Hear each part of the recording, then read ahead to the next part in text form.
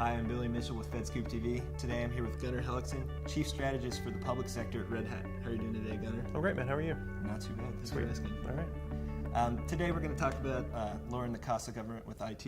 And from your perspective, what are the options out there right now for that? Well, so there's a lot of options, but of course I'm the guy who works for Red Hat, so I have to say that open source is a great option. Open source software can lower the acquisition and the maintenance costs of a lot of software over time. But I think an even more interesting option is when agencies get together and start building open source projects themselves. We've seen that already at the Consumer Financial Protection Bureau, the GSA's 18F, and even the DoD are all getting in on the action. So it's an exciting time for government IT. Absolutely. Yeah. And sticking with the open theme, open data is another big one out there right now. Yeah. Have you seen any ways that government's been using it to drive efficiency and maybe even add some value to the taxpayer lately? Yeah, so redundancy in government agencies is a huge source of inefficiency, right? You get 13 agencies doing exactly the same thing, collecting exactly the same data, but in 13 different silos.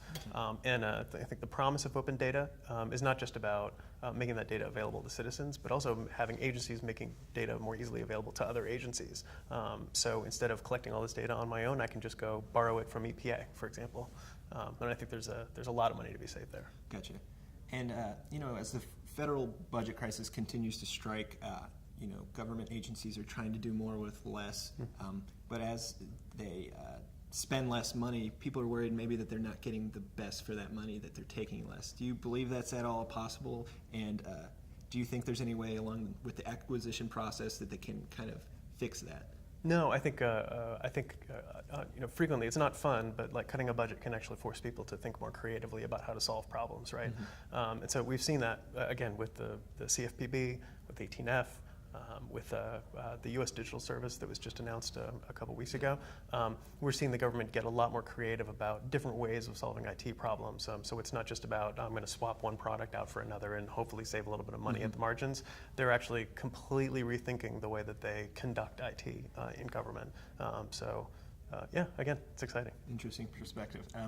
Last question I have for you today is I'm going to ask you to look into the future a little bit, 5 to 10 years, and see what your perspective is on what the federal IT ecosystem is going to look like and if it will possibly cost less money to operate.